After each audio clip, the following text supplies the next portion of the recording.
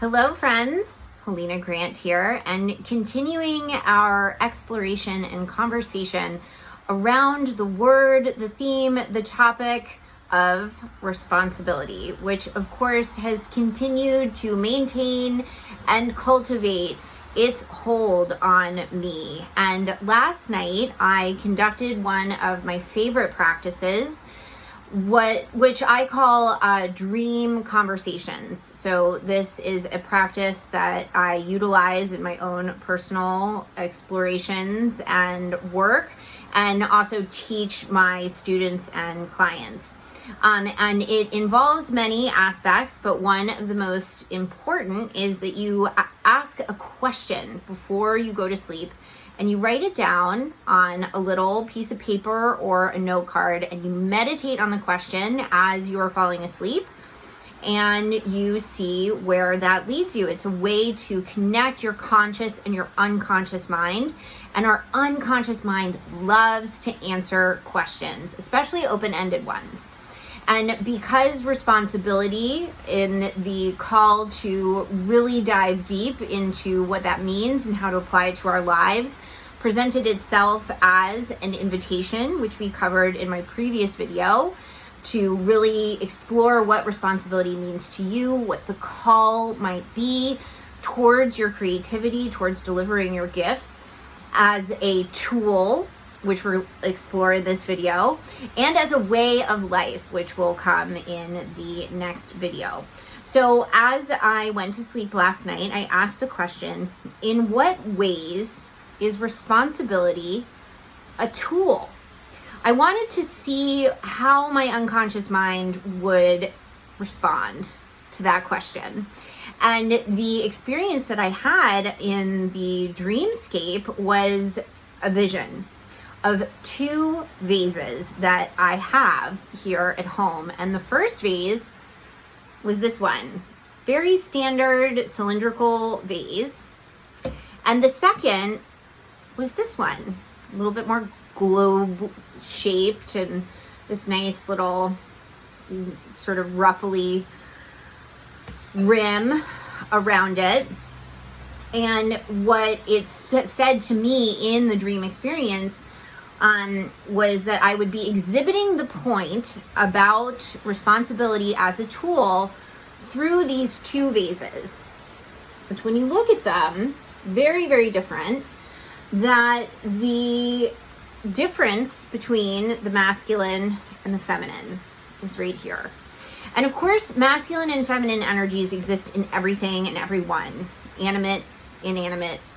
And it can be a way to sort of make sense of the world, to look at these sort of polarizing energies of masculine and feminine, positive and negative, black and white. It's just a way for our brains to sort of organize. And so as I was contemplating this in the early morning hours after waking up from this vision of these two vases, it really spoke to me of one of the ultimate responsibilities of motherhood. And I would like to speak about motherhood not just as the physical representation of it in terms of giving birth and raising children, which of course is a part of motherhood, but also motherhood as an archetype, a very feminine aspect of us taking care of ourselves, which then led me back to that list that I shared in the previous video. And I won't share all of those words, but I started to sort of look at that list, and I spoke to how the word responsibility, when you look at the synonyms, a lot of them are very polarizing. They exist on sort of opposite ends of the spectrum. And so I thought, wow, some of those words are very feminine and some of them are very masculine. Again, air quotes, because this is a figurative way of looking at this energy that is a part of responsibility. And so I sort of divided some of those words into a little list here, where I looked at the feminine words as feeling more expansive in my system. I had more of an open feeling when I read them, and the more masculine energies as slightly more constrictive. And that isn't to assign good or bad energies to either one. It's, again, just a way to organize and try to make sense of this very big theme of responsibility. So some of the more feminine feeling words as associated with responsibility were importance, power, trust, amenability, care, charge, engagement, pledge, and authority. Because I do think of that as a very feminine word, especially as it pertains to, again, the archetype of the mother. And the slightly more structured words, constrictive words, burden, duty, liability, obligation, culpability, fault, onus, and encumbrance.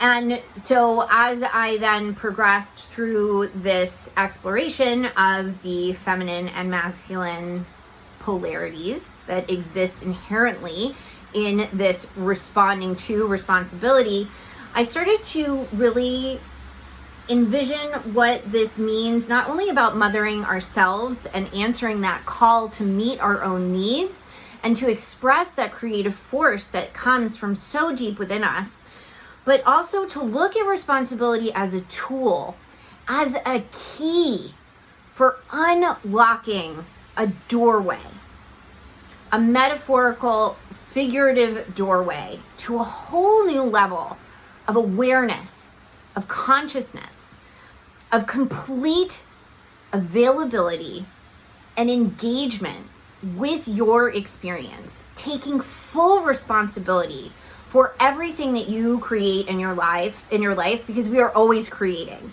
We are always manifesting. We are always doing magic. Everything in our environment is a product of us, including us.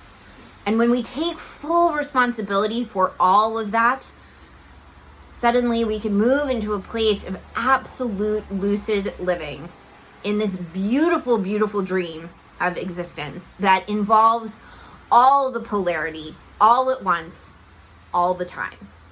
So I invite you now to really look at your responsibility, your response to your creative force, to your gifts, and how you are delivering that to the world, what that feels like, what's calling you forward, what tools can you use to fully actualize and fully potentiate, because that is your ultimate responsibility. Until the next, so much love to you. Mwah.